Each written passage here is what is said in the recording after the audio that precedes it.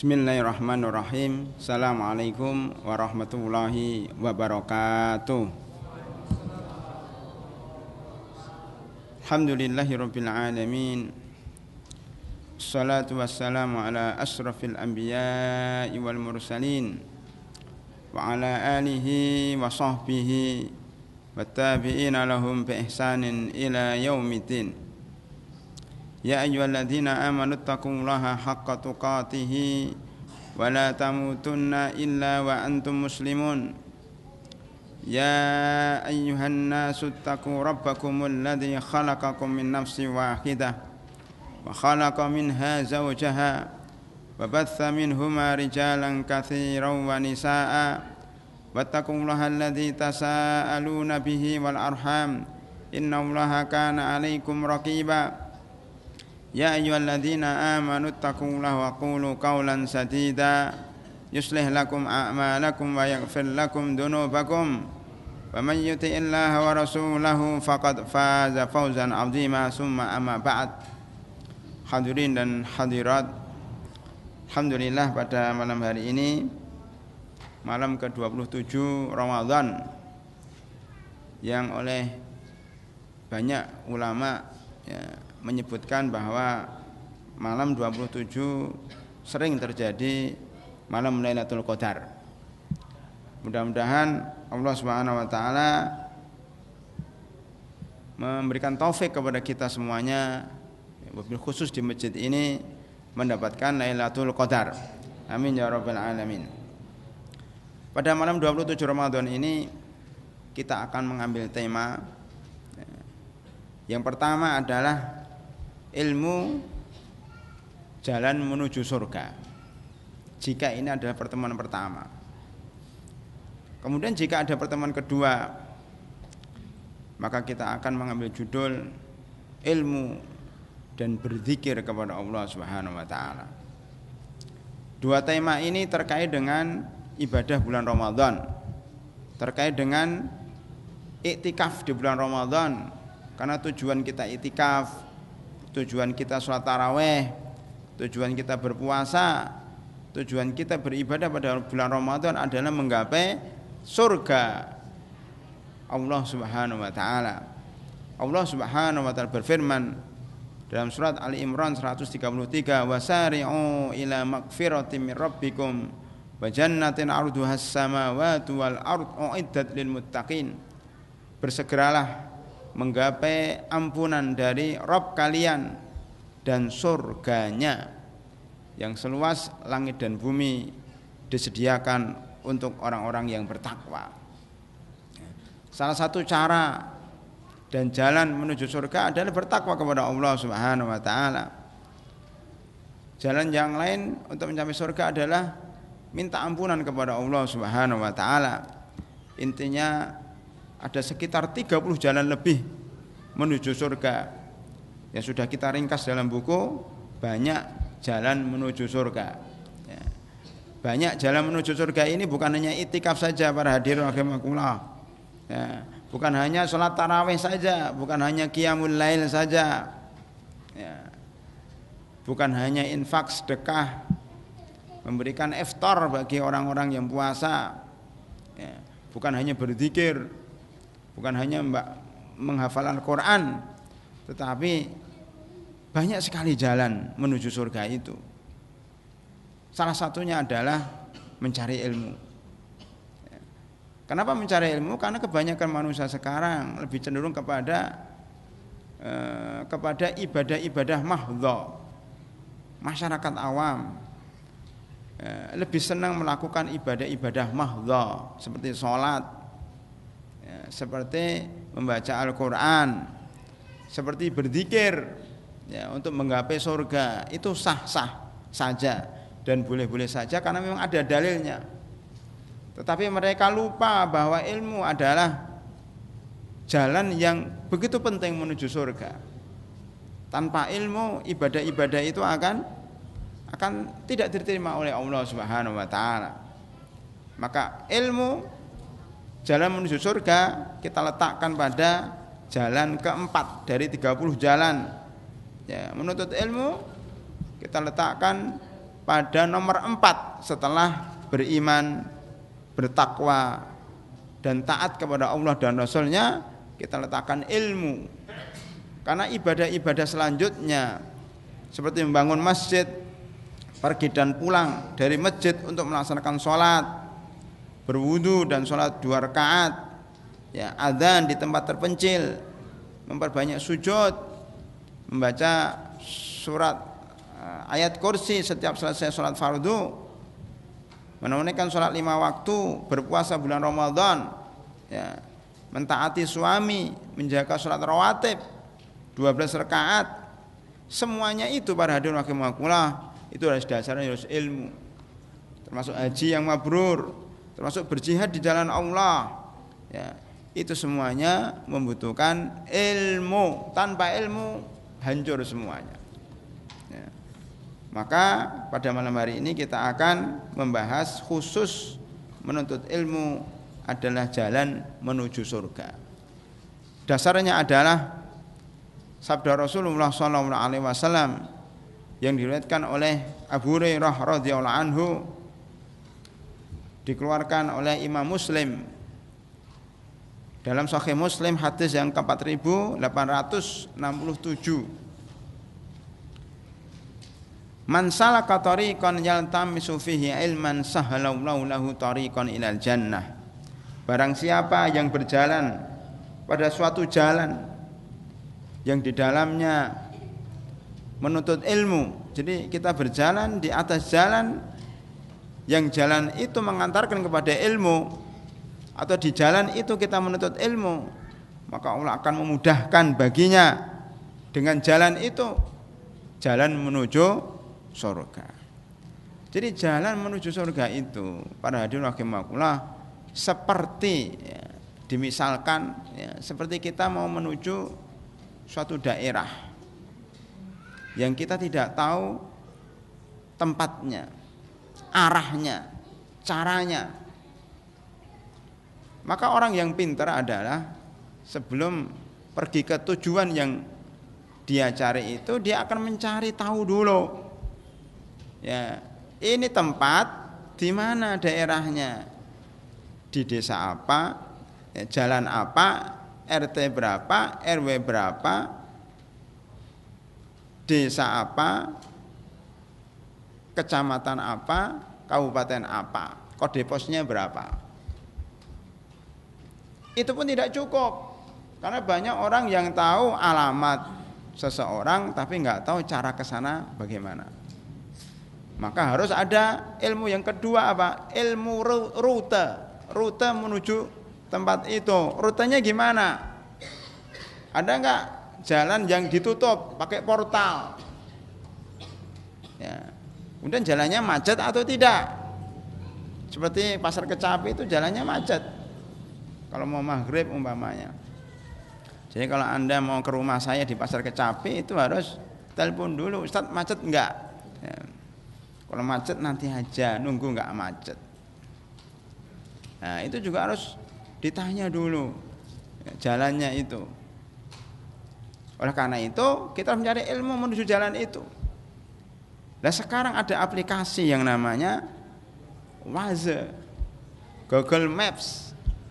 Maka orang yang pintar akan menggunakan aplikasi itu untuk menuju jalan itu. Ketika dipicet-cet umpamanya ke sebuah jalan tertentu, umpamanya Jalan Pasar Kecapi nomor 25 umpamanya. Daerah mana itu? Jatiwarna. Ya. Kelurahan, Kecamatan Pondok Melati, Kabupaten Kota Bekasi umpamanya. Ya. Anda pijet, Anda dari manapun juga dipijet plak. Nanti akan ada beberapa jalan, 3 alternatif, 4 alternatif, 7 alternatif. Kalau Allah Subhanahu wa taala memberikan jalan menuju surga itu sekitar 30 alternatif jalan. Anda milih yang mana?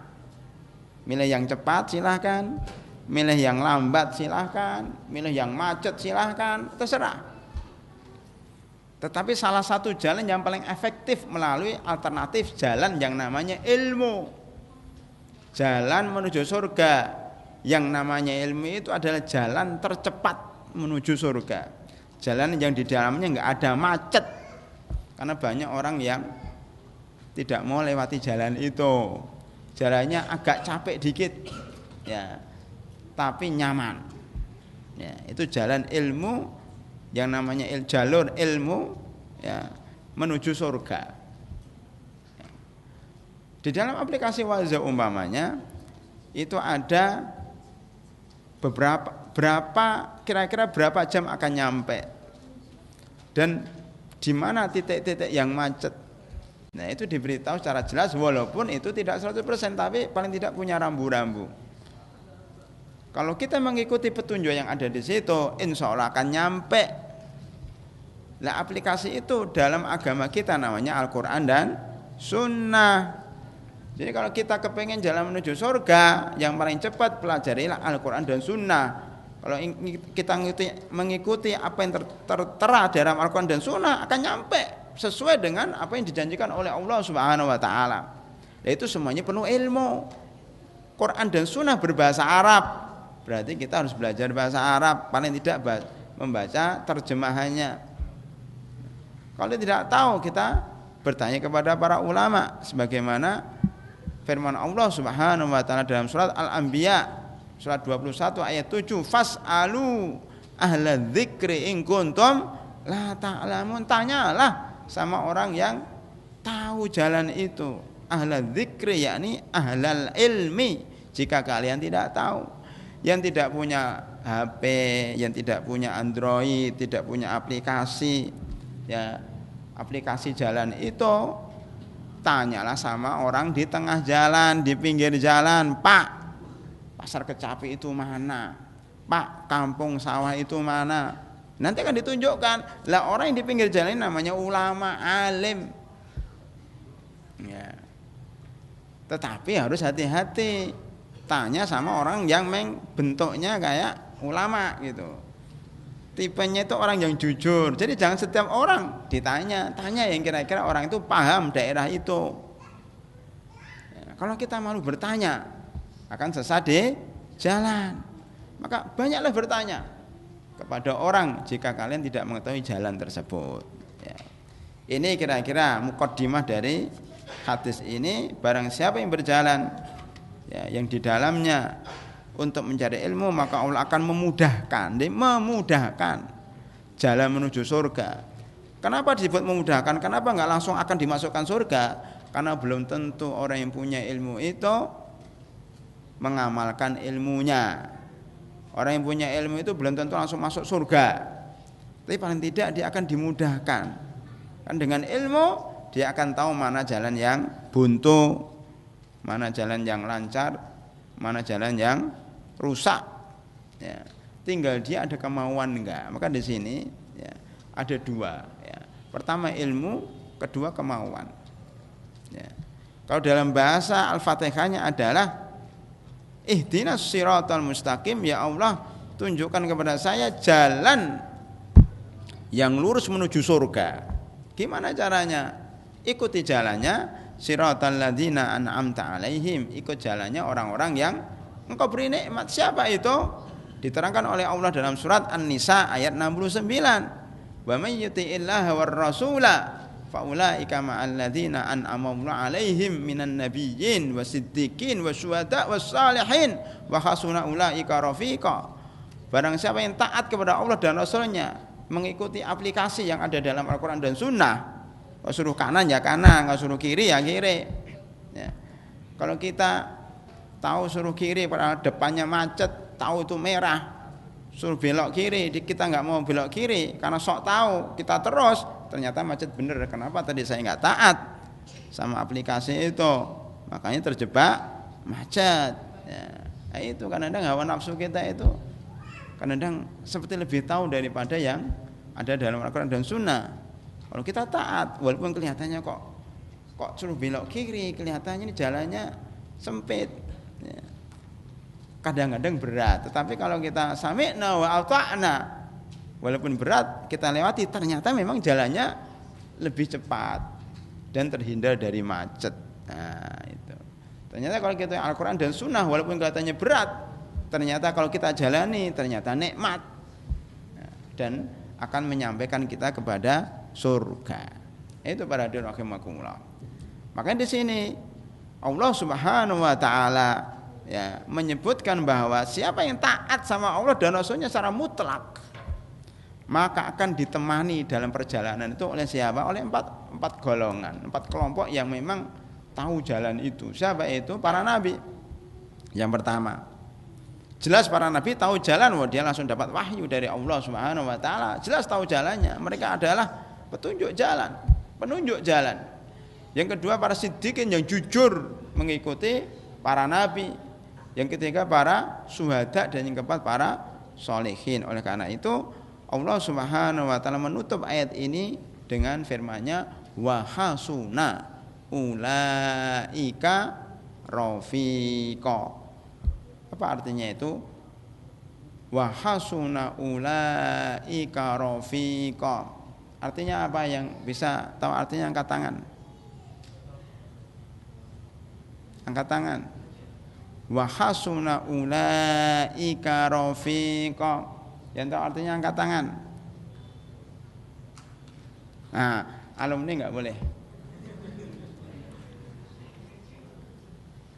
Yang lain, silahkan Pak. Wahasuna adalah baik.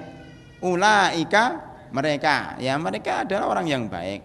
Wahasuna ulaika rafiqa, mereka adalah sebaik-baik teman. Terima kasih Pak. Ini jamaah kita di Masjid Al-Huda. Saya beri hadiah Pak, halal haram dalam makanan. Supaya Bapak kenyang makan ini. Bulan Ramadan ya, itu ada buah-buahannya ya. Makasih Pak. Ya. Makanya kalau ditanya jawab.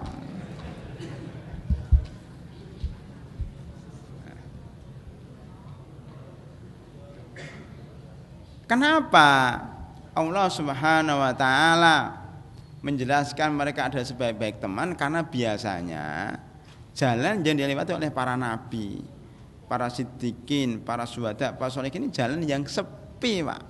Jalannya sepi, menakutkan. Kadang-kadang kita diintimidasi, ya, kadang-kadang dikucilkan, ya, kadang-kadang nggak enak. Jalannya jalan yang tidak ada dunianya, ya, tidak ada kenikmatan dunia kecuali sedikit. Ya, makanya kadang-kadang orang yang berjalan di atas jalan ini merasa tidak nyaman, merasa ketakutan, merasa kesepian, maka Allah menghibur mereka. Wa hasuna ulaika rafiqa, mereka adalah sebaik-baik teman perjalanan menuju surga. Nah, itu. Sebaik-baik teman menuju surga adalah 4 itu dalam surat An-Nisa ayat 69. Bukan ghairil maghdubi alaihim, bukan jalannya orang yang engkau murkai, dan bukan pula jalan engkau yang sesat. Bukan jalan orang yang engkau murkai, dan bukan pula jalannya orang yang sesat. Orang yang dimurkai oleh Allah adalah orang-orang Yahudi karena dia punya ilmu tapi tidak mau mengamalkan, punya aplikasi. Bahkan Yahudi itulah yang menemukan Google, yang menemukan internet, yang membuat aplikasi dalam Android dan sebagainya. Tetapi mereka sendiri tidak mengamalkan. Mereka menemukan tapi enggak mengamalkan. Justru yang mengamalkan adalah orang-orang Islam umpamanya. Jadi mereka punya ilmu tapi enggak mengamalkannya. Dan bukan pula jalannya orang-orang yang sesat, yaitu Nasrani. Mereka itu semangat doang dalam beribadah tapi enggak punya ilmu. Ya, kita umat Islam jangan sampai seperti 2 kelompok ini.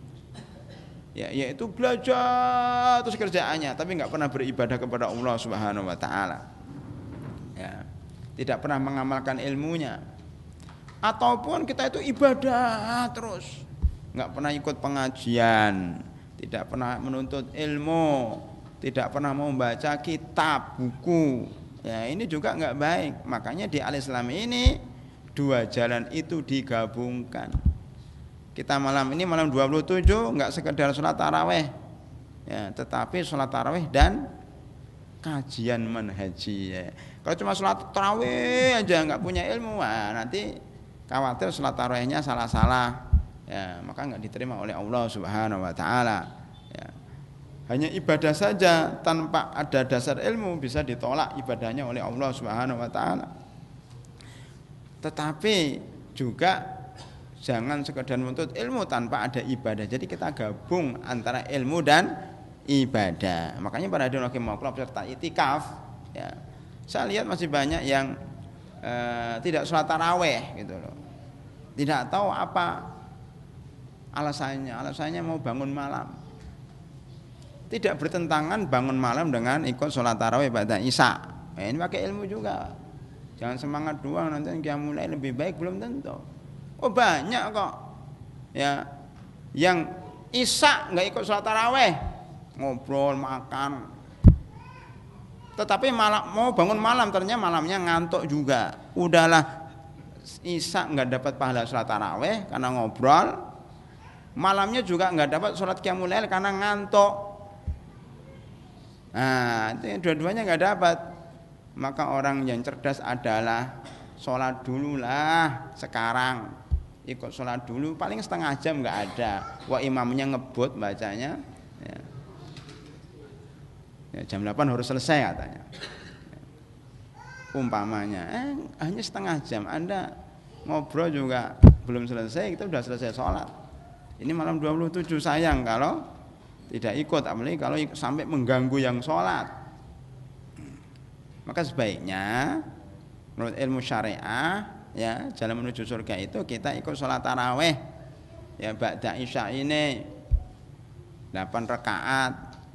Kalau mau bangun saja, tidak ada yang melarang, bangun saja. Mau bangun nanti malam 1 juz silahkan ya, ditutup dengan witir nanti malam juga enggak apa-apa. Mau ditutup dengan witir malam ini juga enggak apa-apa, tapi yang penting jangan witir 2 kali. Jangan isya enggak ikut, malam enggak bangun. Ya, di sini cuma makan dan tidur. Enggak benar. Kelihatannya itikaf tapi ya kerjanya cuma makan tidur. Makanya ke depan aturannya harus dirubah gitu. Salat taraweh itu yang inti adalah ba'da isya, yang malam tambahan ya. Yang imannya kuat bangun malam ya. Kalau masih ngantuk nggak apa-apa tidur ya. Artinya bahwa itu syiar ya, salat tarawih itu syiar Pak ya, syiar. Artinya marilah kita semarakkan syiar ini ya, karena ini memang baru pertama kali al-Islam mengadakan 10 terakhir sholat tarawih ba'da isya. Ini baru pertama kali. Mudah-mudahan ke depan pelaksanaannya bisa lebih baik dan bisa lebih semarak ya. Hadirin rahimakumullah, itu salah satu ya, bahwa kalau kita berilmu punya dasar dan landasan dalam beramal akan lebih baik ya, dibanding kalau kita beribadah dan tidak mempunyai dasar ilmu. Jadi tadi kita kembali kepada man salaka tariqan yaltamisu fi ilman sahhalallahu lahu bihi tariqan ilal jannah. Ya, tadi ada 2 syarat. Ilmu itu harus kita amalkan. Artinya ketika tahu ilmunya harus ada kemauan. Makanya Rasulullah sallallahu alaihi wasallam berdoa dengan doa yang sangat bagus sekali. Doa ini kita ya sebutkan di dalam buku Mukjizat Al-Qur'an dalam kesehatan. Itu ada doa yang sangat bagus ya, di antara doanya adalah bahwasanya beliau bersabda, Allahumma inni a'udzubika minal hammi wal hazani wa minal ajzi wal kasali wa minal jubni wal bukhli wa min ghalabati daini wa qahrir rijal. Ya, kapan-kapan kita akan khusus merangkan hadis yang baru saja saya baca tadi. Tapi malam ini akan saya nukil yang sesuai dengan kajian malam ini, yaitu yang nomor 2. Allahumma inni a'udzubika minal ajzi wal kasali. Ya, ini sesuai dengan apa yang kita bahas. Ya Allah, saya berlindung kepadamu dari apa? Ajzun. Apa bedanya ajzun dan kasal? Ada yang bisa jawab enggak? Apa bedanya ajzun, ajaz, ajzun, ain jim zai dan kasal? Boleh siapa saja jawab. Ya, alumni atau mahasiswa. Silakan nih imam kita. Ustaz Rosid, ya. Ayo angkat tangan. Kalau salah bayar 10.000. Nah.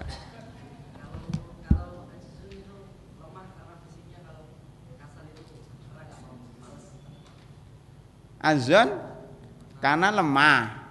Lemah apa? Kalau kasal malas. Bedanya apa?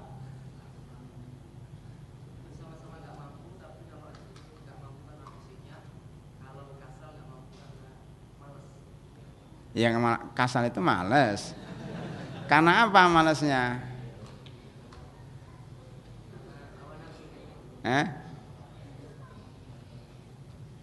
Ya dianggap benar walaupun nggak benar banget. 60%. Ya, silakan dapat hadiah. Makanan. Silakan diambil. Ya. Adzun itu adalah orang yang punya kemauan. Ya, orang yang punya kemauan tetapi nggak punya modal, Pak. Ya, kepengin menikah. Ya, dengan cewek cantik tapi nggak punya uang. Itu adzun. Ya kan? Kepengin haji, nggak punya uang, itu namanya adzun. Kepengin bangun rumah 3 tingkat. Nah, tapi nggak punya uang, itu namanya adzun. Ya, kepengin sholat, ya tahajud, membaca 1 juz tiap malam, tapi ngantuan, nah itu adzun. Nah, begitu. Ingin menghafal Al-Quran, tapi lupa-lupa terus, itu namanya adzun. Jadi kemauannya lebih tinggi daripada kemampuannya. Maksud hati memeluk gunung, apa daya tangan tak sampai, itu adzun. Apa kasal? Kalau kasal itu punya kemampuan tapi tidak punya kemauan. Nah, itu. Kasal itu dia punya uang, ya, badannya sehat, ya, fisiknya kuat, tapi nggak mau beribadah, nggak mau sholat taraweh, walaupun cuma setengah jam. Itu kasal itu. Duduk aja melamun ngobrol ganggu orang sholat, itu kasal.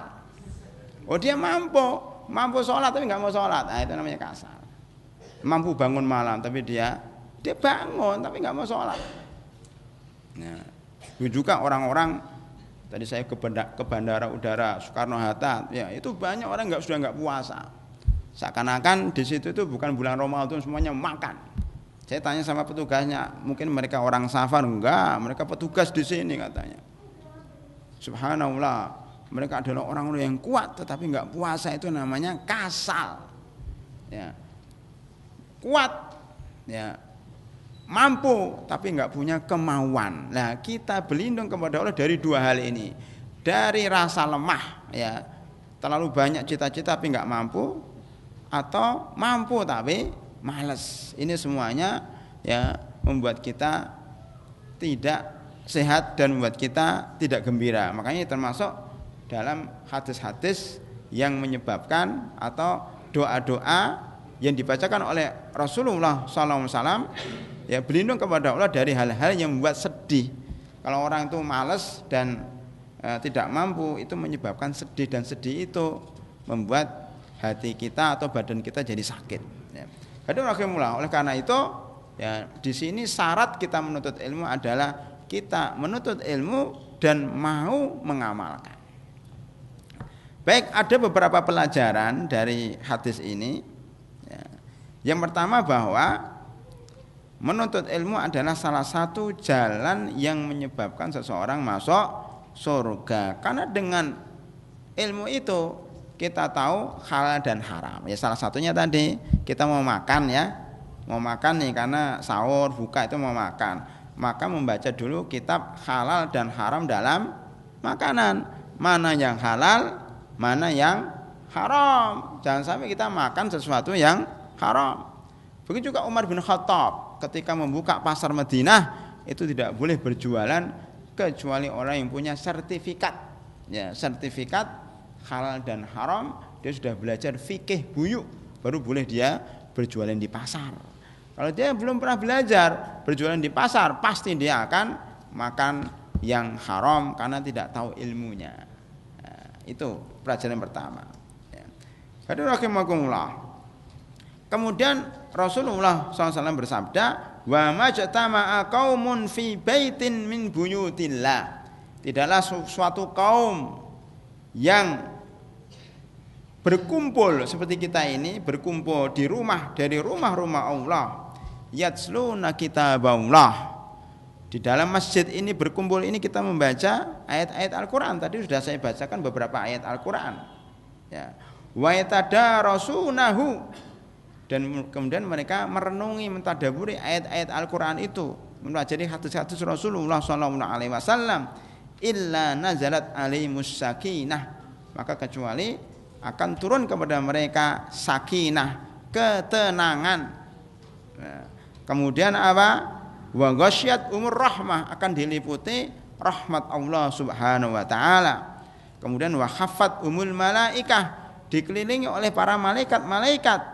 Wa dzakarahumullahu fi man indah, dan Allah akan menyebut mereka yang hadir di sini, yang hadir di Masjid Al-Islam ini akan disebut oleh Allah Subhanahu wa taala, menyebut kepada para malaikatnya dari langit. Malaikat itu loh yang sedang berkumpul ya ikut kajian habis tarawih itu adalah 1 fulan, 2 fulan, 3 fulan dari ini, 4 fulan dari ini, itu disebut oleh Allah Subhanahu wa taala kepada para malaikat. Siapa yang tidak bangga kalau nama kita disebut oleh Allah Subhanahu wa taala di depan para malaikat. Nah, ini janji Rasulullah SAW kepada orang yang menuntut ilmu. Maka pelajaran kedua dari hadis di atas adalah menuntut ilmu yang menyebabkan masuk surga adalah jika diniatkan ikhlas lillahi ta'ala, ya, bukan karena mencari ijazah, bukan karena mencari sertifikat, bukan karena untuk jabatan dan lain-lainnya, ya. Hadirin rahimakumullah, ini disebutkan oleh Imam Nawawi di dalam Syarah Sahih Muslim, ya, juz 17 halaman 22, bahwa syarat menuntut ilmu yang menyebabkan masuk surga adalah ikhlas lillahi ta'ala. Yang ketiga, pelajaran ketiga dari hadis ini adalah cara, ini penting, cara menuntut ilmu yang paling efektif itu adalah, ini kan lagi-lagi ilmu lagi. Kan banyak orang yang ingin belajar nggak paham-paham gimana itu. Banyak itu Pak yang ingin hafal Quran, banyak yang gagal. Mahasiswa yang mondok di pesantren ini banyak yang gagal juga, tidak sampai selesai menghafal Al-Quran. Kenapa? Nggak tahu caranya. Nggak tahu caranya. Begitu juga bagaimana cara supaya kalau ceramah teriak-teriak itu nggak capek, caranya bagaimana? Minum jahe, itu salah satunya. Perlu ilmu juga. Bismillahirrahmanirrahim.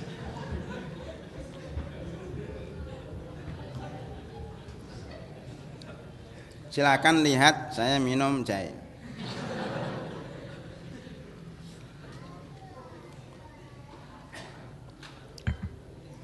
Itu perlu ilmu. Ya, kalau nggak punya ilmu dia kehabisan suara. Ya.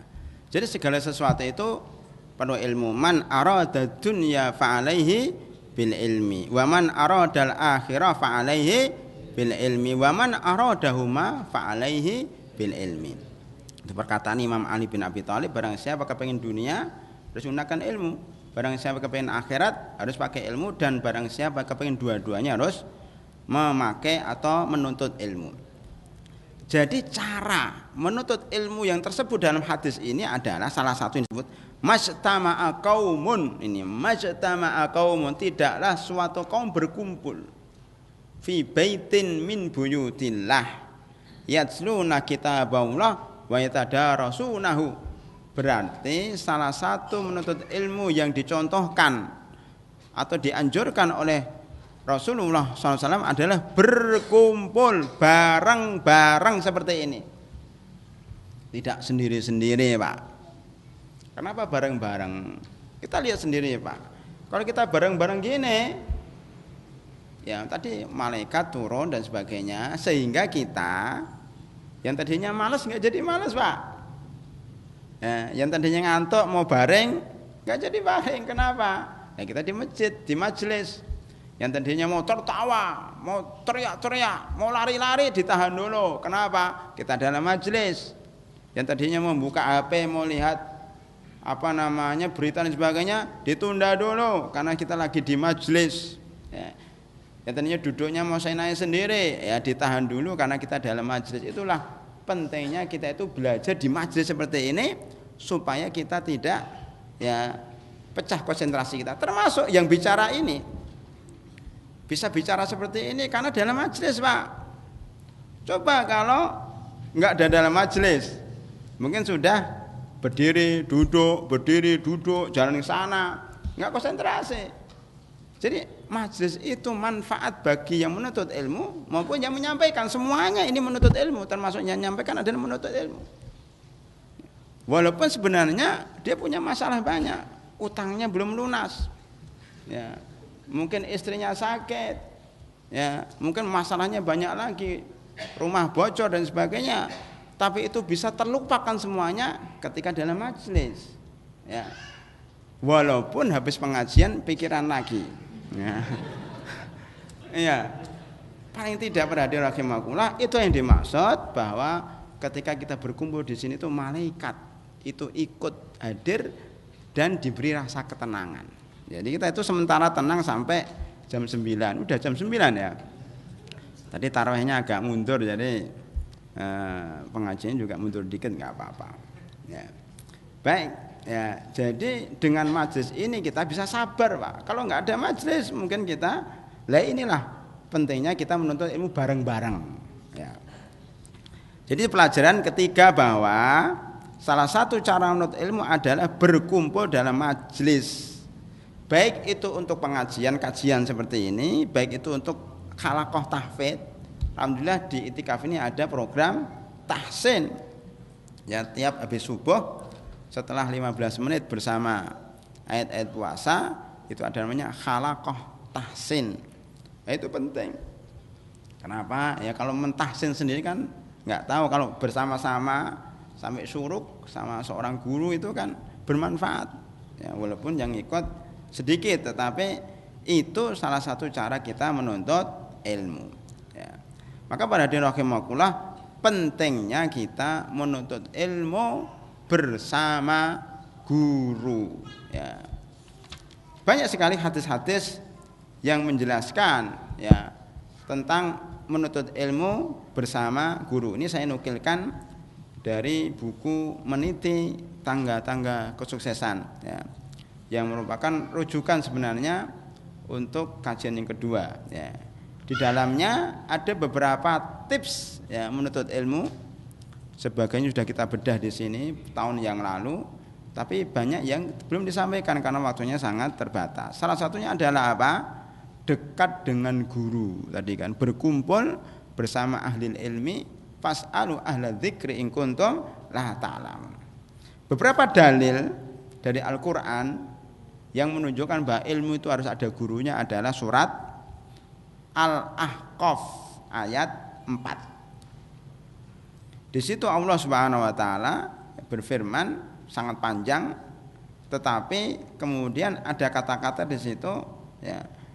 Itu ni bi kitabim min qabli hadza au atharatin min ilmin in kuntum shadiqin. Ya.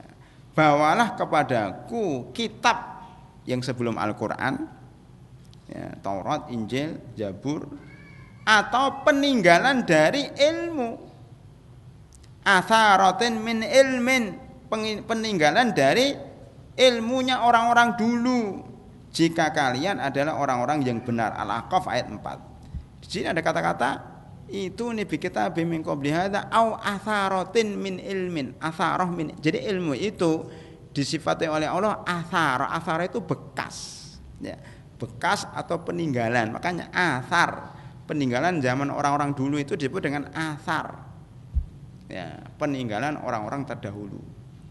Makanya hadis disebut dengan athar. Kenapa? Tafsir bil ma'thur ya. Tafsir dengan hadis-hadis yang diriwayatkan oleh para sahabat dan para tabi'in dan para ulama sebelumnya. Ya. Karena itu ilmu itu maksudnya ilmu di sini berarti harus ada pendahulunya. Ya, kita tidak boleh umpamanya mereka-reka ilmu agama itu sendiri tanpa ada orang yang mengatakan sebelumnya, kecuali kalau zaman dulu belum ada, adanya zaman sekarang umpamanya masalah puasa. Yang membatalkan puasa dan yang tidak membatalkan puasa sudah disampaikan oleh ulama-ulama zaman dahulu, zaman Abu Hanifah, Malik, Syafi'i, Ahmad. Maka kita tidak boleh mereka-reka yang membatalkan puasa, kecuali kalau itu terjadi pada zaman sekarang umpamanya. Batal enggak sih kalau kita gosok gigi dengan odol Pepsodent? Ya. Nah, zaman Imam Syafi'i tidak ada gosok gigi apalagi Pepsodent. Ya. Nah itu baru kita istihad. Oh ternyata gosok gigi itu hukumnya makruh. Semakin banyak odolnya semakin makruh. Ya, nggak pernah gosok gigi selama setahun, tiba-tiba Ramadan taubat gosok gigi terus. Setiap sholat 5 waktu odolnya banyak-banyak lagi. Ya, itu supaya seger katanya. Itu kalau tertelan bisa batal. Juga infus tidak ada pada zaman dahulu. Maka ulama sekarang beristihad. Infus itu para ulama berbeda pendapat. Ada yang mengatakan infus itu membatalkan puasa karena memasukkan makanan lewat anggota tubuh dan masuk perut. Ada yang mengatakan itu tidak membatalkan puasa karena infus itu bukan makanan yang dimasukkan lewat mulut. Nah, ini baru namanya ilmu zaman sekarang, tetapi dasarnya adalah ilmunya orang-orang terdahulu. Itu dalil tentang bahwa belajar itu harus ada gurunya atau orang yang sebelum kita. Lihat nanti dalam tafsir Al-Qurtubi ya, juz 16 halaman 182. Begitu juga Ibnu Katsir. Ibnu Katsir ini ternyata banyak mengambil dari Imam Qurtubi ya. Ayat juz 7 halaman 274 itu tafsir surat Al-Ahqaf ayat 4. Itu dalil pertama. Dalil yang kedua, dari pentingnya kita berguru dalam menuntut ilmu adalah kisah Nabi Musa dalam surah Al-Kahfi ayat 66. Allah Subhanahu wa taala berfirman, qala lahu Musa hal attabi'uka ala an tu'allimani mimma ullimta rusda. Nabi Musa itu dulu ketika ditanya oleh para pengikutnya siapa yang paling pintar di dunia ini, Nabi Musa mengatakan saya yang paling pintar. Maka Allah menegurnya dan mengujinya, kamu enggak paling pintar Nabi Musa, ada yang lebih pintar daripada kamu. Kamu sana belajar, pergi mencari yang namanya Nabi Khidir. Nah, itu kemudian beliau pergi. Wa id qala Musa li fatahu la abraku hatta ablugha majma'al bahraini aw amdiya hukuba. Dan seterusnya. Falamma jawaza qala fatahu atina ghada'ana laqad lakina min safarina hadza nasaba. Qala araita id awayna ila as-sahrati fa inni nasitul hud wa ma ansani illa syaitanu an adkurah wattakhadha sabilahu fil bahri ajaba. Qala dzalika ma kunna nabghi fartadda ala athari ma qasasa fawajada fiha abdan min ibadina ataina rahmatan min indina wa 'allamnahu min ladunna ilma. Itu namanya Nabi Khidir ketemu di persimpangan jalan, di situ ada pertemuan antara dua laut, disitulah ikan Nabi Musa itu meloncat hilang, disitulah kemudian ketemu Nabi Khidir. Ketika Nabi Khidir, Nabi Musa langsung mengatakan, apakah saya boleh berguru kepadamu?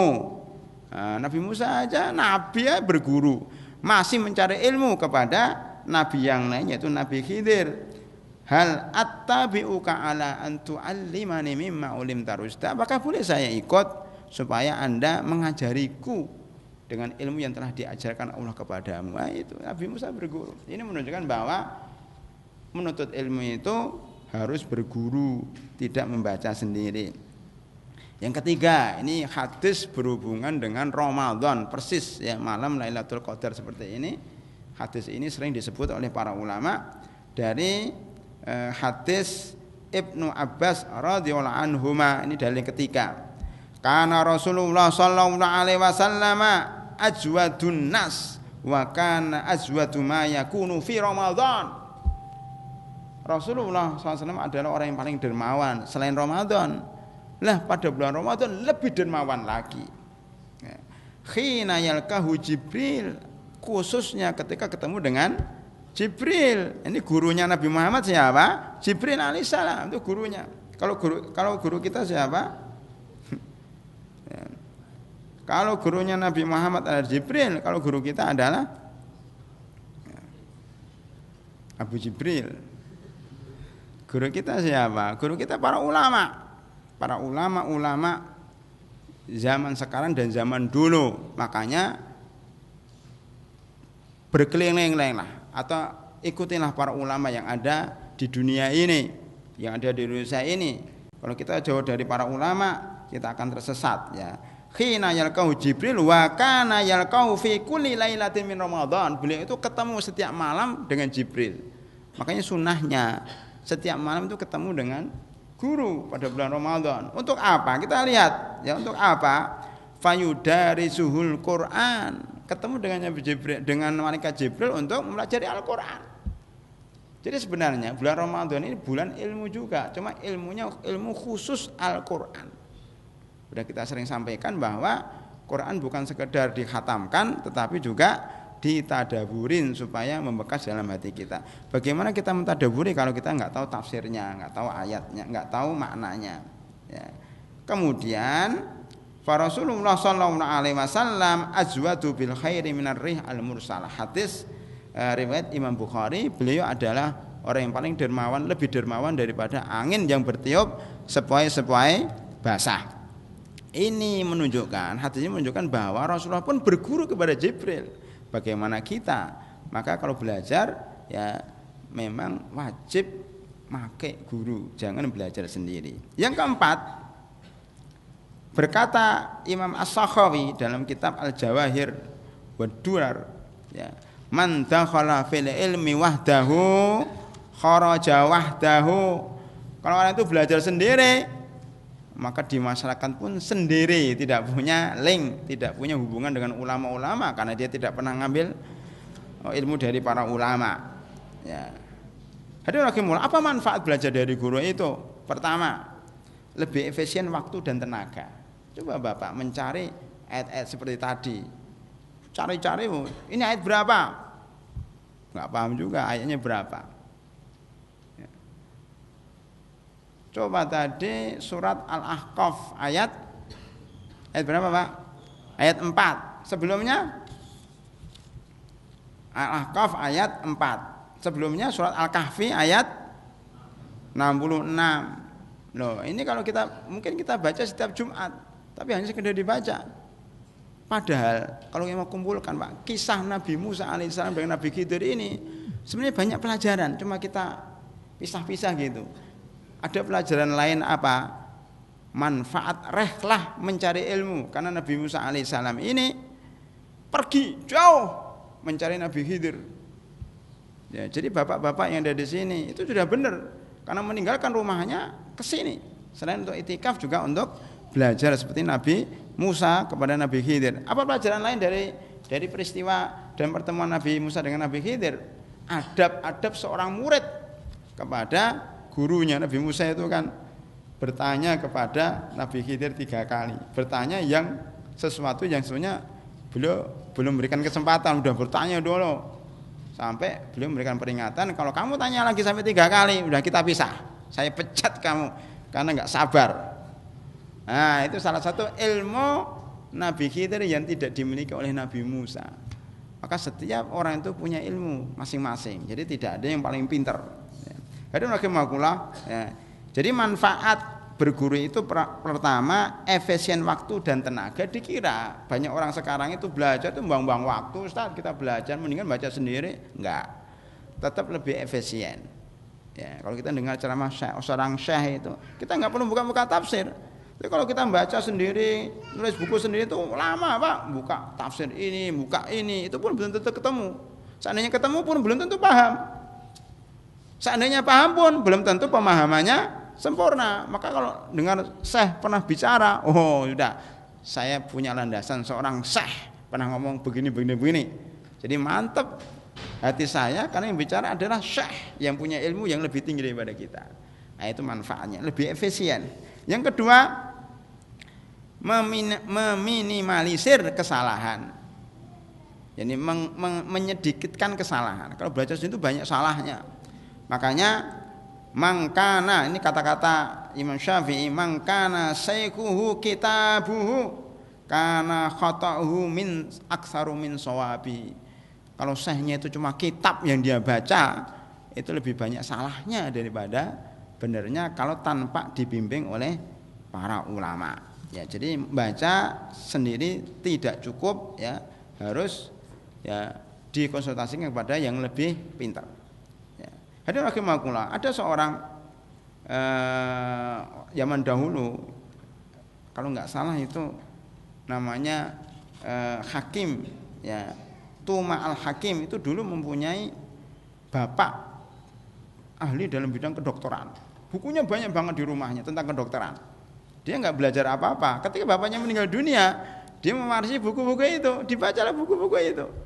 Dan dia mengaku dia pintar, padahal cuma baca-baca buku dari bapaknya.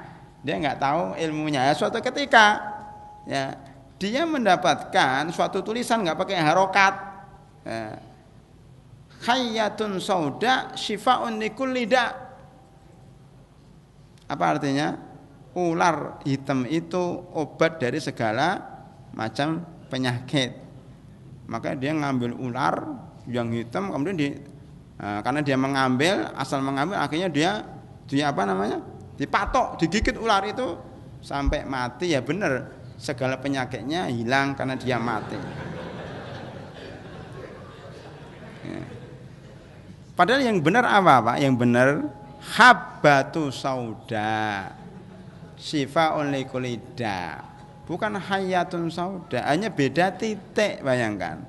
Ya, habbah itu habbah sauda, tahu sendiri, jintan hitam, ya, biji hitam itu, ya, habbah. Ya. Ini hayyah itu ular. Jadi hanya beda apa itu? Titik 1 dan titik 2. Oh, bahaya banget lah. Dalam cetakan buku itu banyak kayak gitu, Pak. Ya, mestinya ya dibaca nun, dibaca ba. Mestinya la, hadza haramun, atau la yajuz, hadza la yajuz.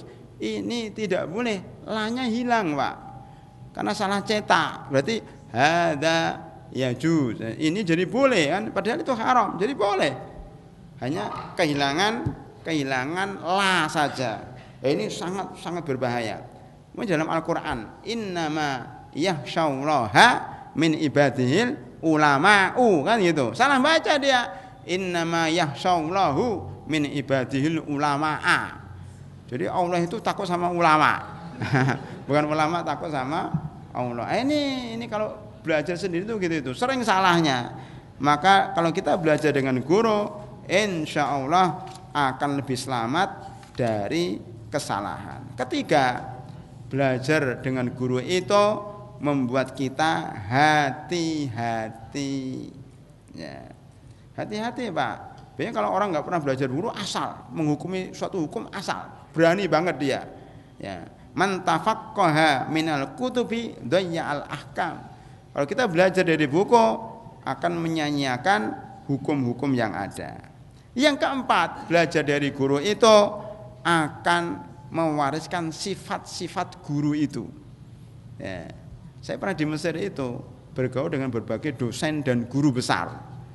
Masing-masing kita mengambil, ya, oh sifat guru ini seperti ini, sifat guru ini seperti ini, sifat guru. Jadi terkesan, Pak. Sehingga kita bisa niru yang baik, ya, meniru sifat-sifat guru yang Masya Allah bagus sekali. Itu ada seorang guru yang mendidik mahasiswanya, ada itu, ya, seorang yang zuhud banget, ya, Masya Allah, itu terkesan sampai sholat tarawehnya para hadirin rahimakumullah. Ya, kalau ikut sholat taraweh sama guru itu, ya, namanya Profesor Dr. Syekh Abdul Azim Usamah Abdul Azim, masih terkesan saya.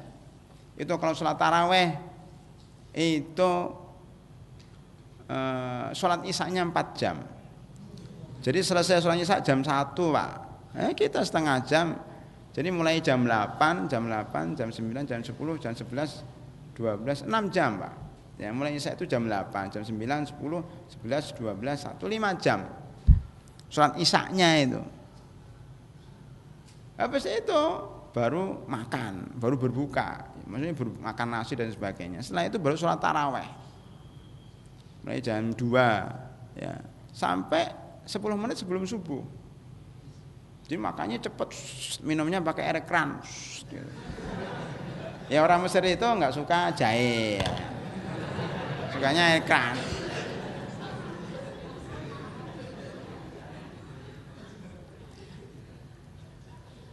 Kalau itu saya nggak terpengaruh.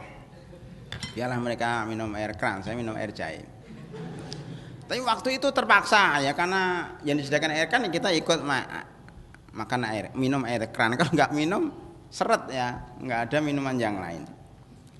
Kemudian setelah itu sholat subuh sampai matahari mau terbit baru selesai. Saya masih teringat membaca surat Al-Mu'minun rakaat pertama, membaca surat Al-Mu'minun setengah juz sendiri itu rakaat pertama. Yaitu salah satu manfaat kalau kita berguru, kita bisa mengambil adab-adab dan sifat-sifat guru yang kita belajar darinya. Ya, ini seperti perumpamaan mathalu al-jalis as-salih kamathali ba'il miskin, ini kata Rasulullah SAW di dalam hadis Al-Bukhari, permisalan orang teman yang baik, teman yang paling baik itu ya guru. Ya, seperti permisalan orang yang jualan minyak wangi. Kalau itu tidak dapat ilmunya, paling tidak dapat kecipratan bau wanginya. Kalau kita nggak beli minyak wanginya, paling tidak kecipratan wanginya. Kalau kita belajar atau bergaul dengan orang-orang yang jahat, ya seperti orang yang bergaul dengan tukang pandai besi. Kalau kita tidak ya membeli besinya, kita sudah ikut baunya, bau besi itu, bau api itu. Nah itu. Ada rahimakumullah ya.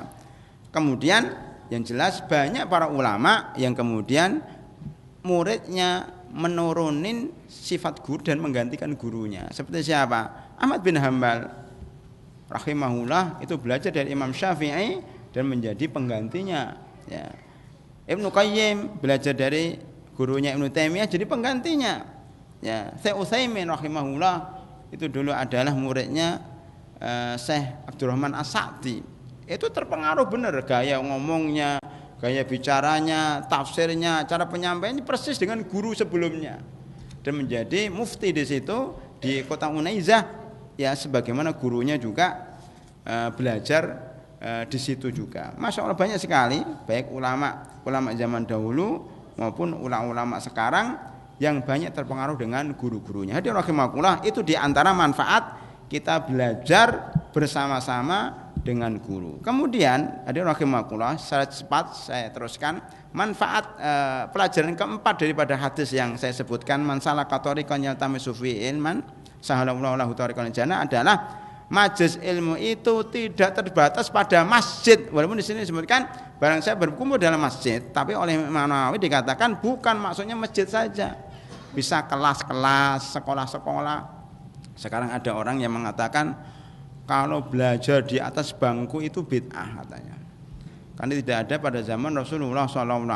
Ini salah. Imam Nawawi mengatakan ini tidak terbatas pada masjid, tetapi halaqah ilmu baik di kelas-kelas maupun di tempat-tempat lain. Ya.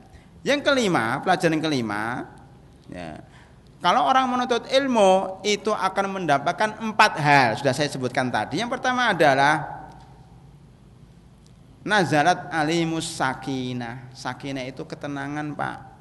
Kalau orang itu sering menuntut ilmu, mencatatnya, mempelajarinya, meringkasnya kembali, nanti setelah selesai dipelajari lagi, itu akan tenang hidupnya, akan tenang hidupnya. Karena apa? Karena tambah ilmu terus.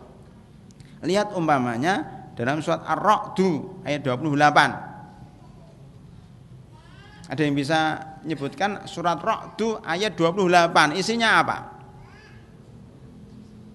Surat Ar-Ra'd ayat 28. Angkat tangan siapa saja. Jangan buka mushaf. Saya hitung 5 detik, kalau enggak jawab berarti gagal. 1, 2, 3, 4, 5 berarti gagal. Ditutup pertanyaannya. Ya. Isinya adalah alladzina amanu wa tatma'innu qulubuhum bidzikrillah. Ala bidzikrillah tatma'innul qulub. Nah, di sini. Bidzikrillah di sini itu maksudnya ilmu juga. Karena kita menuntut ilmu ingat Allah, pasti ingat Allah. Makanya fas'alu ahla dzikri. Tadi surat apa? Fas'alu ahla dzikri. Surat Al-Anbiya ayat 7 pas dengan surat Ar-Ra'd 2 ayat 28. Fas'alu ahla dzikri in kuntum la ta'lamun alladzina amanu wa tatma'innu qulubuhum li dzikrillah bi dzikrillah ala bi dzikrillah tatma'innul qulub. Jadi tenang hati kita kalau kita menuntut ilmu. Yang kedua adalah wa ghasyiyat umur rahmah. Rahmat akan turun kepada kita. Yang ketiga, wa khafat umul malaikah. Malaikat akan mengelilingi kita. Berkata Syekh Atiyah Salim. Syekh Atiyah Salim ini adalah seorang guru dari Mesir yang hijrah ke Madinah menjadi pengajar tetap di Masjidil Haram Madinah. Tempatnya di belakang, sekarang ada payungnya itu yang belakang imam, tapi yang sebelah luar, yang pernah ke Madinah atau pernah lihat foto dan videonya, itu belakang imam yang terbuka, atasnya terbuka, sekarang pakai payung yang bisa buka tutup. Nah, Syekh Atiyah Salim duduk di situ dan pengikutnya banyak banget mengajari kitab Bulughul Maram. Ya, Syekh Atiyah Salim di situ. Itu dari Mesir. Tetapi mempunyai guru namanya Syekh Amin Sengkiti.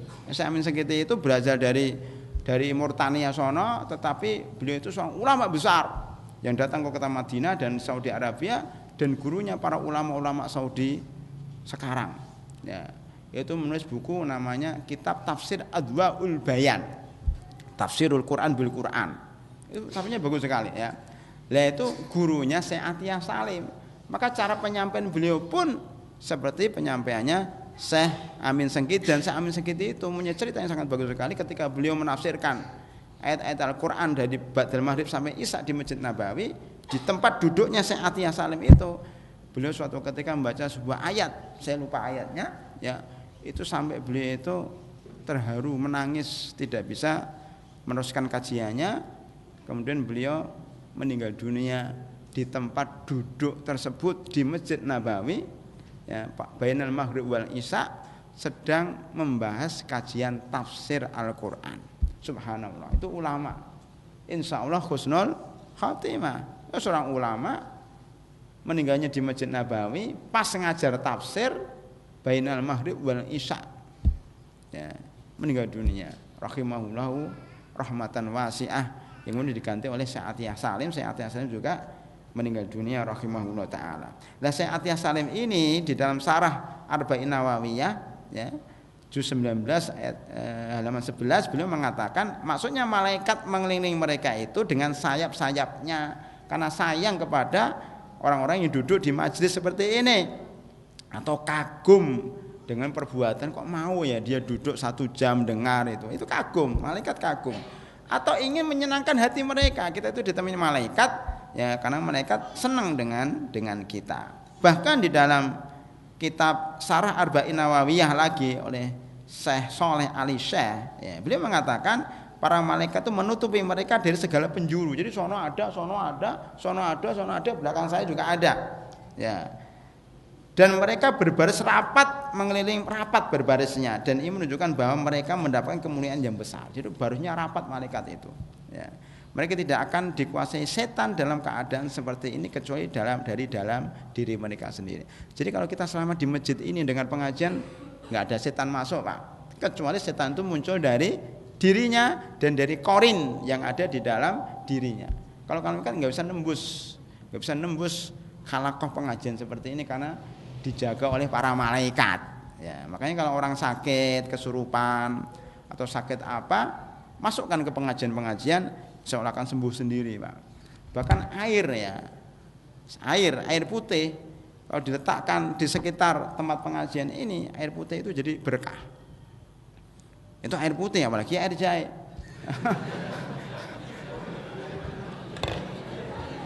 Niat minum.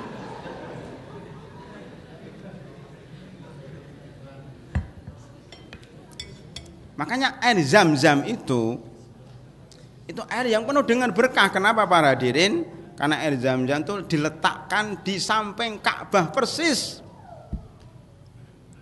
Tahu sendiri sekitar Ka'bah itu orang tawaf, tidak pernah habisnya. Saya belum pernah selama hidup melihat Ka'bah kosong. Enggak pernah, kecuali pada hari kiamat nanti. Sebelum datang hari kiamat Ka'bah itu kosong.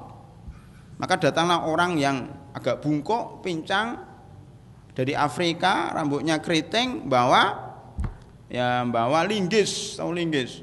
Ya besi yang untuk menghancurkan bangunan, kemudian dihancurkan satu persatu Ka'bah itu. Karena apa? Sudah nggak ada yang tawaf.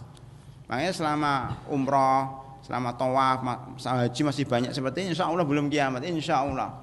Ya selama Ka'bah itu masih dikelilingi oleh orang-orang yang beribadah kepada Allah Subhanahu wa taala. Nah, di sampingnya itu ada air Zam-Zam.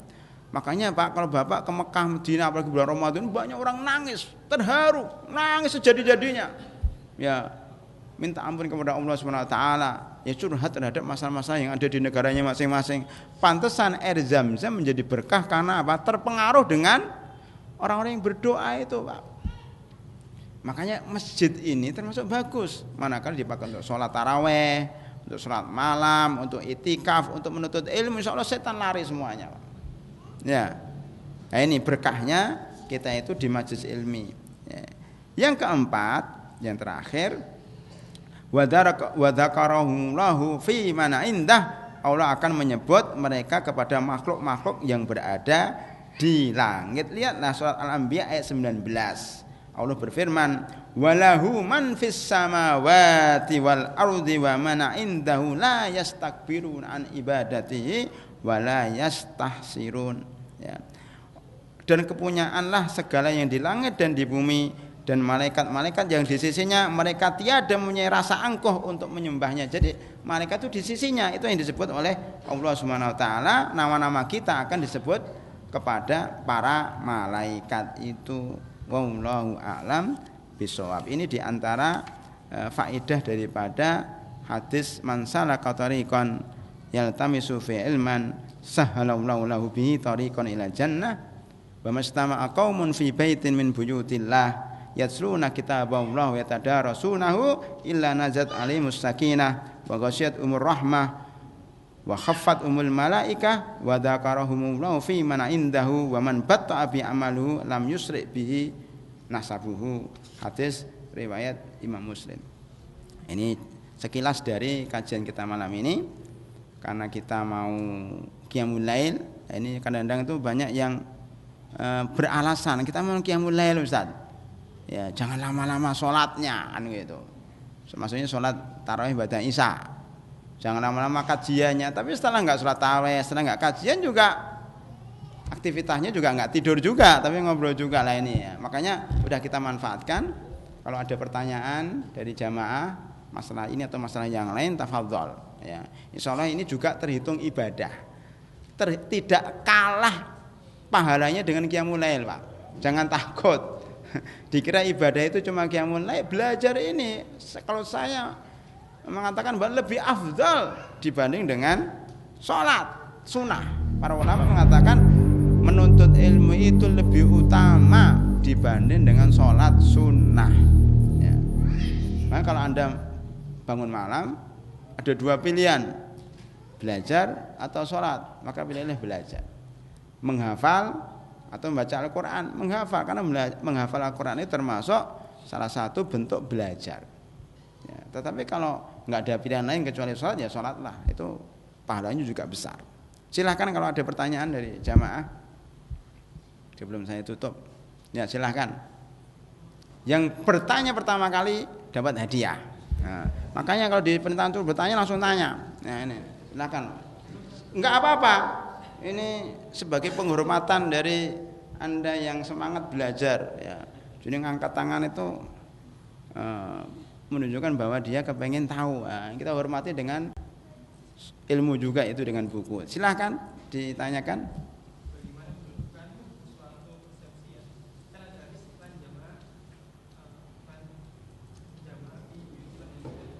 Mastama'a qaumun fi baitin min buyutillah.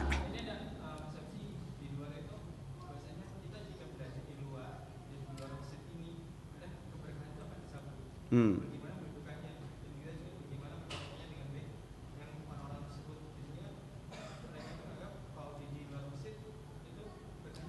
Ya. Ya, baik. Pertanyaannya bagus. Sudah dijawab oleh Imam Nawawi. Yang jawab bukan saya ya, Imam Nawawi. Silakan orang itu ketemu sama Imam Nawawi. Debat situ Imam Nawawi. Imam mengatakan ini tidak terbatas pada masjid. Jadi keberkahan di sini bukan keberkahan masjid, itu keberkahan menuntut ilmu dan khalaqah ilmu seperti ini. Jadi masjid ada berkahnya, ya. Jadi kalau kita belajar itu ada berkahnya, masjid ada berkahnya, makanya belajar di masjid ini keberkatannya ganda. Tetapi kalau kita nggak di masjid, di luar di kelas, memang keberkahan masjid hilang, tapi keberkahan menuntut ilmu masih. Nah di sini ini oleh Imam Nawawi disebutkan intinya itu keberkahan menuntut ilmu. Keberkahan masjid ada sendiri, Pak. Ya, barang siapa yang duduk di masjid menunggu sholat, menunggu qomat, ya, dan menuju sholat berikutnya, maka dia dalam keadaan sholat. Nah, jadi menunggu sholat aja dihitung sholat. Itu bukan keberkahan ilmu itu keberkahan menunggu sholat. Kalau di sini adalah keberkahan ilmu. Nah, maka kalau keluar tetap aja keberkahan itu masih ada, tetapi ya keberkahan masjidnya tidak ada. Itu menggabung antara keduanya. Wallahu a'lam bishawab. Ya, terima kasih. Jadi saya memberikan hadiah tadi pas karena yang pertanyaannya bagus ya. Yang lain? Ya, tapi hadiahnya udah habis. Nanti kalau bagus pertanyaannya ini nggak apa-apa ya. Saya berikan sama Anda. Ya, silakan.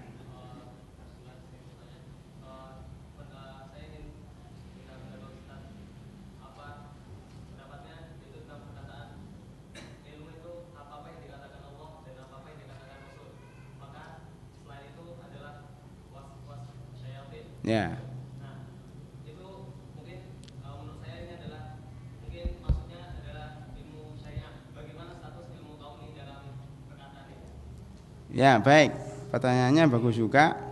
Jadi ilmu itu ma qala Allah wa qala wa ma qala Rasul wa ma siwahuma waswasus syaitan. Itu benar.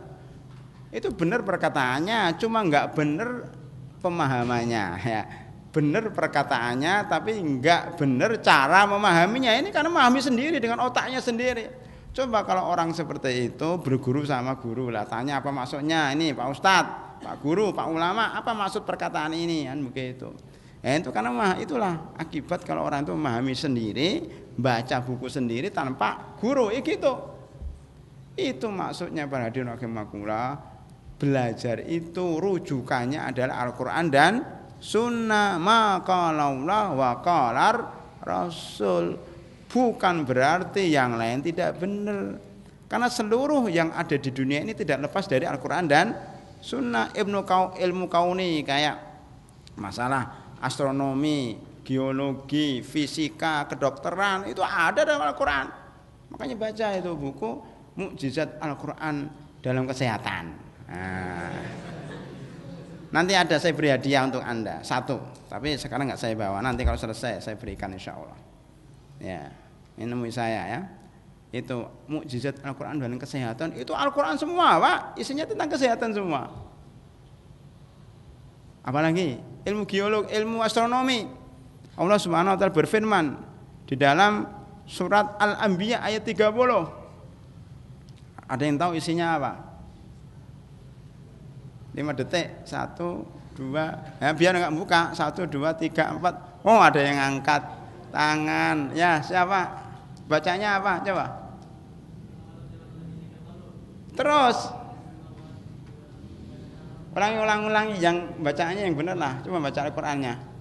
A'udzu billahi minasyaitonir rajim.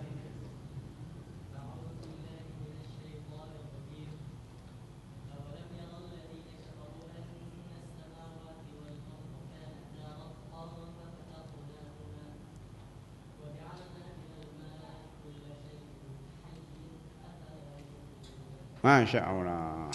Tapi namanya bukan santri sini deh, santri luar ya. Ya, bagus itu, bisa jadi imam Qiyamul Lail itu.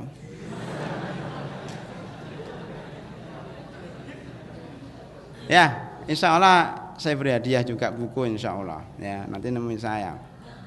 Ya. Benar itu, awalam yaral ladzina kafaru annas samawati wal arda kanata ratqa. Apakah orang-orang kafir itu tidak tahu bahwa dulu langit dan bumi itu satu, fafataknahuma, kami pecahkan, kedua saya pisahkan. Ya, itu sekarang dikenal dengan teori Big Bang, dentuman besar. Ya. Nggak tahu orang-orang astronomi kok bisa tahu bagaimana terjadinya perpecahan antara langit dan bumi. Itu disebutkan oleh Allah 50.000 tahun sebelum diciptakan langit dan bumi itu. Ya. Jadi hadirin rahimakumullah, yaitu dalam surat Al-Anbiya ayat 30 masalah apa? Masalah astronomi. Dan masalah-masalah ini sangat banyak sekali tentunya yang disebut dalam Al-Qur'an. Jadi sekali lagi pertanyaan tadi itu benar perkataannya tapi salah pemahamannya. Jadi apa yang kita pelajari semuanya ini sebenarnya adalah ilmu Allah dan ilmu Rasul, ya, itu mencakup semua ilmu yang bermanfaat, ya, supaya jangan dipahami salah. Ini dikuatkan dalam surat Fatir, innama yakhsyallaha min ibadihil ulama. Siapa yang hafal ayat ini secara sempurna? Itu lagi sudah. Nah ini silakan. A'udzu billahi minasyaitonir rajim. Ya.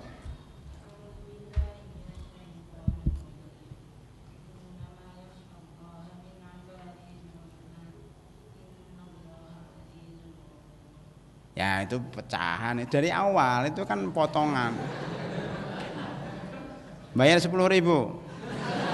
Salah.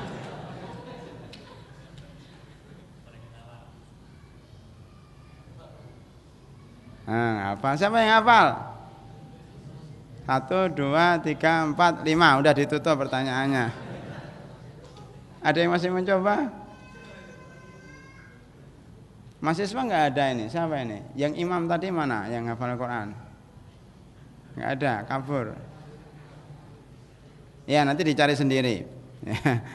Jadi innama yakhsyallaha min ibadil ulama itu sebelumnya para hadirin rahimakumullah itu menceritakan tentang gunung-gunung, tentang ciptaan-ciptaan Allah. Maka para ulama menjelaskan yang takut kepada Allah itu bukan ulama agama saja, tapi ulama kaun, ya, ulama yang mengetahui astronomi, yang mengetahui itu juga kalau benar ilmunya takut kepada Allah Subhanahu wa taala. Saya berikan 2 contoh. Saya sebutkan 2 contoh. Siapa yang tahu 2 contoh ini? Saya beri hadiah buku. Kalau sering dengar pengajian saya tahu. Apa 2 contoh ini? 2 contoh, yang satu namanya ahli bedah, namanya Murais Busaili, kebangsaan Prancis. Ya, ini seorang ahli bedah terkenal di dunia. Ini menulis buku tentang Al-Quran, Bible dan ilmu pengetahuan. Ya, ini pertama kali dia kafir, Pak, kafir ini. Tapi kemudian dia meneliti Fir'aun. Jadi Fir'aun itu ada di mana? Ada di Mesir, itu dibawa ke Prancis dibedah. Ternyata didapatkan bahwa di dalam tubuh Fir'aun ini terdapat sisa-sisa air laut yang banyak mengandung garam, banyak kandungan garamnya. Maka dia kemudian keluar ke masyarakat dan menyatakan bahwa Fir'aun ini pernah tenggelam di laut. Buktinya saya sudah membedah badannya. Dia bangga sekali mengatakan bahwa saya adalah penemu pertama kali. Ya, Fir'aun itu pernah di laut. Itu ketika ketemu dengan seorang dokter muslim, dia dibisikkan, "Pak, jangan bangga dulu. Bapak ini pahlawan kesiangan." Loh, kok bisa? Ya. Sudah ada dalam Al-Quran 14 tahun yang lalu. Ya, dalam surat Yunus, ya. Fal yauma nunajjika bibadani kaliman khalfaka ayah, ya. Jadi hari ini saya, kata Allah, selamatkan engkau wahai Fir'aun, supaya selamatkan dengan jasadnya, supaya orang-orang di belakang kamu mengambil pelajaran. Dan sesungguhnya kebanyakan dari manusia itu berpaling dari pelajaran kami. Nah, ketika mendengar ayat itu, Maka Murais Busaili ini kemudian mengatakan ini buku Al-Quran itu pasti bukan tulisannya Muhammad. Muhammad nggak akan tahu seperti ini. Ini pasti perkataan Tuhannya Muhammad.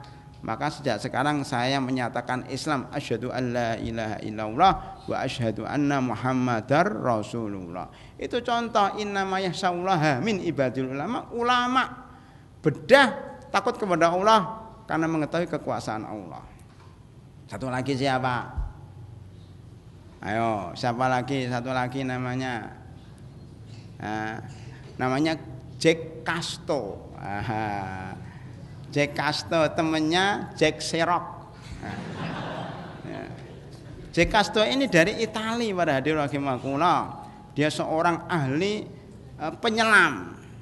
Ya, ahli penyelam di seluruh laut-laut.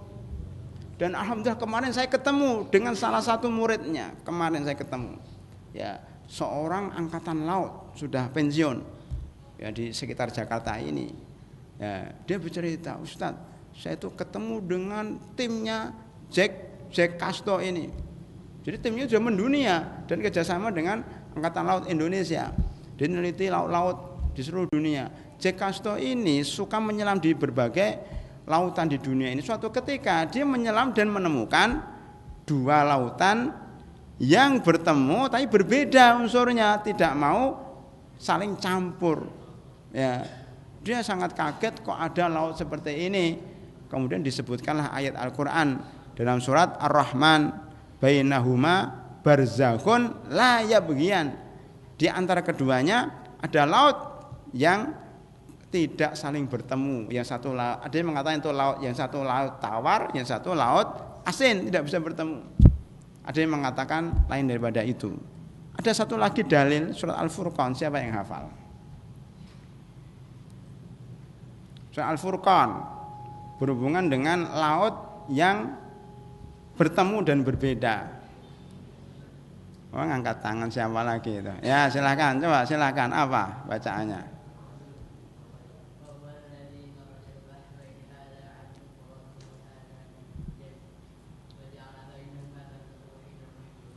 Al-Furqan itu berapa? Ya, benar insyaallah. Wa huwal ladzi marajal bahraini hadza adbun furatun wa hadza milhun ujad wa bainahuma barzakhun la yab. Gimana? Wa hadza milhun ujad wa huwa alladzi ja'ala wa huwa alladzi marajal bahraini hadza adbun furatun wa hadza milhun ujad wa ja'ala bainahuma barzakhun. Ya. Wa ja'ala bainahuma barzakhun. Coba diulangin. Wa ja'ala bainahu barzakhan wa hijran mahjura. Nah, itu dalam soal Al-Furqan juga menyebutkan bahwa di antara Allah itu yang memisahkan antara dua lautan, yang satu tawar, yang satu asin dan seterusnya. Subhanallah.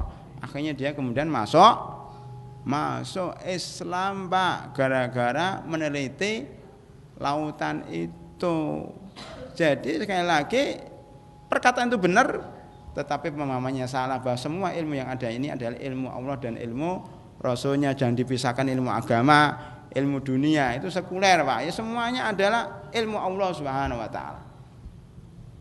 Cukup, Pak, ya? Cukup? Ya. Atau ada satu lagi pertanyaan? Silakan, saat terakhir. Apa yang harusnya dilakukan seseorang ketika i'tikaf dan bagaimana tips untuk memaksimalkan waktu i'tikaf yang terbatas? Ini pertanyaan susah menjawabnya. Jadi jawabannya diundur tahun depan. Ya, kalau i'tikaf itu para hadirin rahimakumullah itu dari tahun ke tahun berbeda-beda. Dari zaman Rasulullah sampai sekarang juga berbeda. Karena sebenarnya tujuan i'tikaf itu adalah nyepi sebenarnya, merenung. Ya, seperti Rasulullah SAW ketika di Gua Hira tahannus.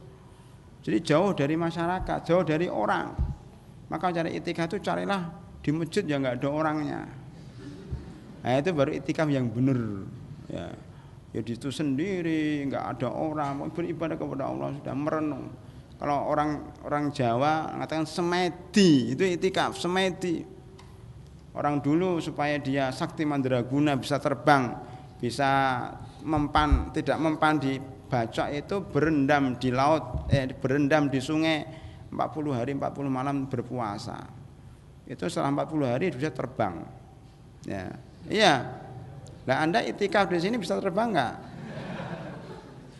Nah, jadi udahlah, jadi itikaf itu aslinya seperti itu ya. Cuman ya karena kondisi seperti ini ya itikafnya ya bareng-bareng, kemudian itikafnya ada kajian, itikafnya ya ngobrol, ya itu udah biasa. Cuma paling tidak kita maksimalkan itikaf itu untuk mendekatkan diri kita kepada Allah Subhanahu wa taala. Paling tidak ya kalian tinggal di masjid itu udah dapat pahala. Ya, cuma kalau ingin maksimalkan kurangi ngobrol. Nah, itu kurangi ngobrol, perbanyak baca Al-Qur'an, perbanyak merenung, ya perbanyak beribadah kepada Allah Subhanahu wa taala, ya. Tapi paling penting tadi merenung mentadabburi ayat-ayat Al-Qur'an pada waktu sepi, Pak. Ya, kalau rame-rame susah, gimana mau tadabbur, orang sekitarnya ribut, ada yang gojek, ada yang lari-lari, susah. Yang paling baik itikaf itu kalau pas malam hari gelap, tidak dinyalakan lampu. Wah, sepi, orang pada tidur semua, Anda bangun sendiri. Itu itikaf yang bagus. Ya, memang susah kalau zaman sekarang karena hampir semua masjid juga penuh itikaf. Bahkan di beberapa masjid itu itikaf itu banyak penjual-jual bakso, bakwan, bakmi, pecel lele sekitar masjid. Jadi bukan itikaf lagi, tapi pasar malam, Pak. Ada, coba lihat di beberapa tempat Bekasi ini. Nah, itu nggak bener itu itikaf kayak gitu.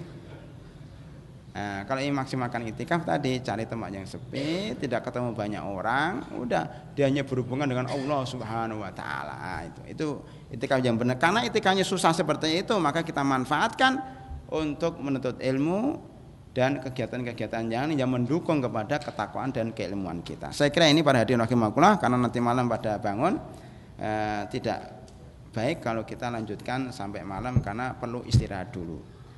Lebih kurangnya mohon maaf, kita tutup dengan doa kafaratul majlis. Subhanakallahumma bihamdika asyhadu an la ilaha illa anta astaghfiruka wa atubu ilaik. Assalamualaikum warahmatullahi wabarakatuh.